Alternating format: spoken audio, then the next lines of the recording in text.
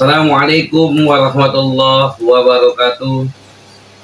Salam rahayu, salam budaya, salam hormat untuk para penonton channel YouTube Bang Arman ASM. Alhamdulillah, pada kesempatan yang berbahagia ini berjumpa lagi, silaturahim lagi, bertatap wajah lagi, bermuhajahah lagi dengan sang pendosa Bang Arman ASM.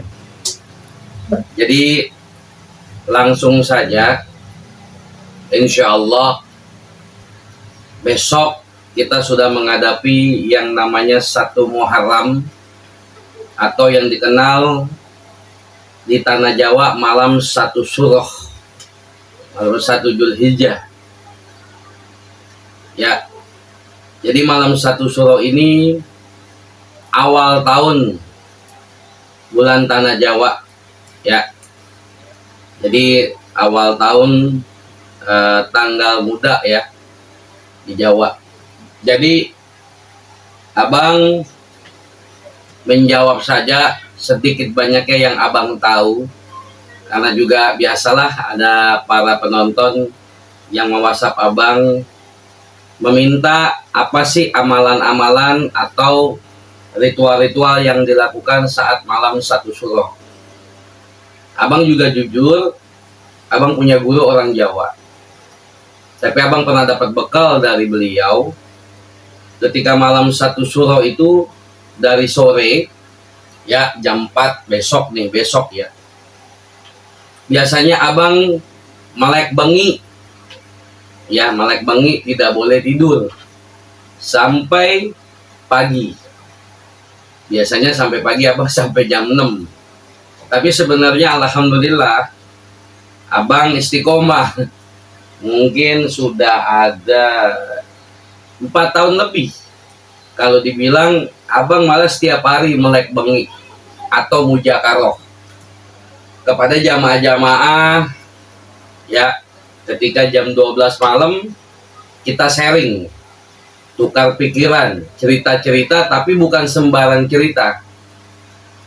Jadi berbagi pengalaman tentang ilmu, karena kita wajib hidup itu sedikit banyaknya harus mempunyai ilmu.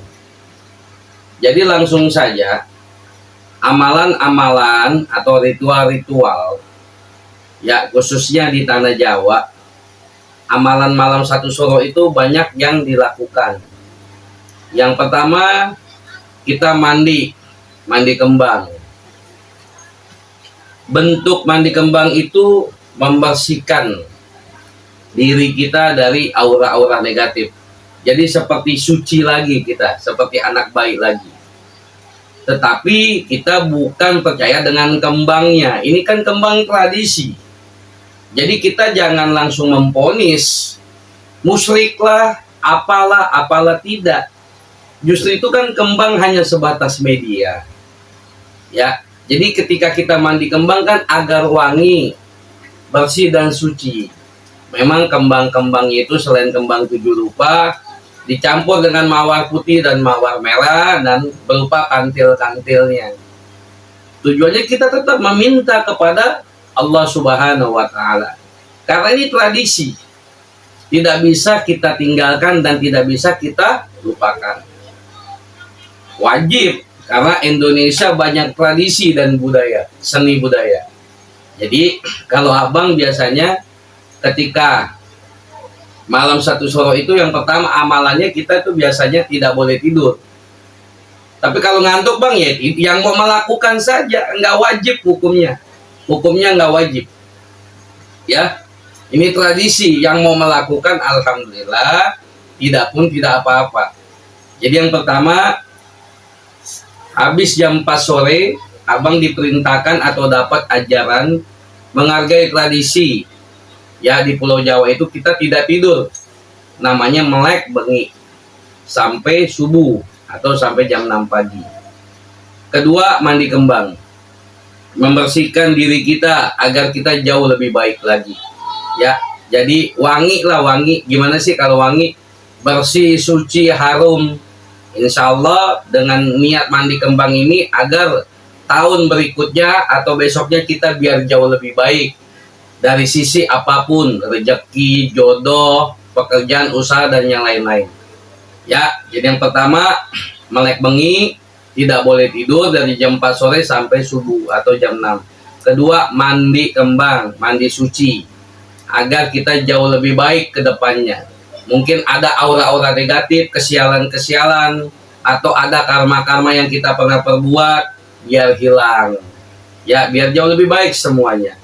Ya, rezeki, jodoh, dan yang lain-lain. Yang ketiga, biasanya kalau abang ziarah atau ziarah ke makam wali-wali atau leluhur-leluhur. Ya, nah, agar kita mendapatkan tabarukan atau keberkahan dari para wali-wali. Makanya kita wajib bagi abang pribadi, kenapa abang selalu berziarah ke makam wali-wali? Karena kita mengharap keberkahan, bukan minta kepada wali. Ini banyak nih yang abang harus luruskan di sini. Ya, kita berziarah tetap minta kepada Allah, ya, dan mendapatkan keberkahan atau karomah dari wali tersebut. Makanya abang sering mengatakan berkali-kali, banyak orang yang mengaku-ngaku keturunan wali, keturunan raja, tapi tidak pernah berziarah, tidak pernah bertawassul atau mengirimkan doa kepada wali-wali Allah atau leluhur. Jadi jangan pernah mengaku-ngaku, kan seperti itu. Dan wali-wali kita pun itu tidak butuh apa? Tidak butuh penghormatan, sanjungan, tidak. Leluhur kita wali-wali Allah yang dibutuhkan. Sebenarnya mereka nggak butuh kita, kita yang butuh mereka. Tetapi kita itu jangan salah mengartikan.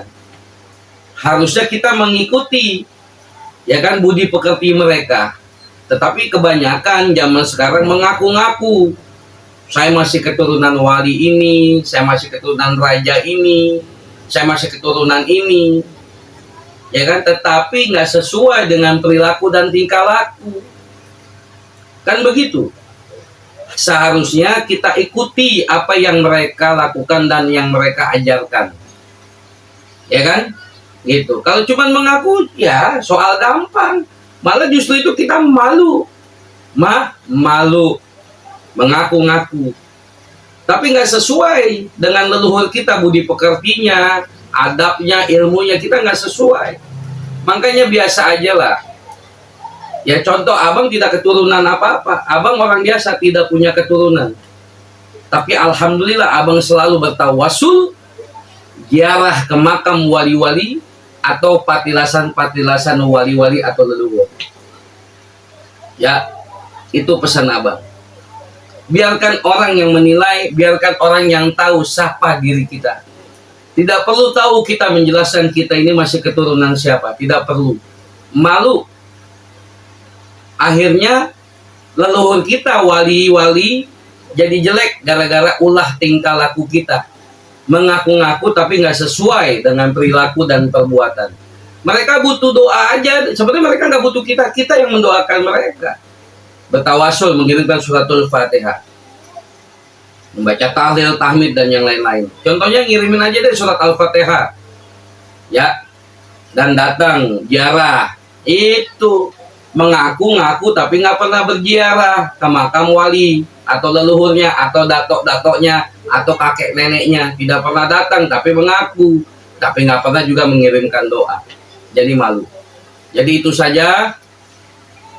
Malam satu suro, amalan-amalannya, kalau abang yang pertama, kalau bisa, ini sih nggak wajib, kalau bisa ya yang pertama, jangan tidur dari jam 4 sore sampai subuh, jangan tidur. Ya, tidak tidur, melakukan apa aja aktivitas.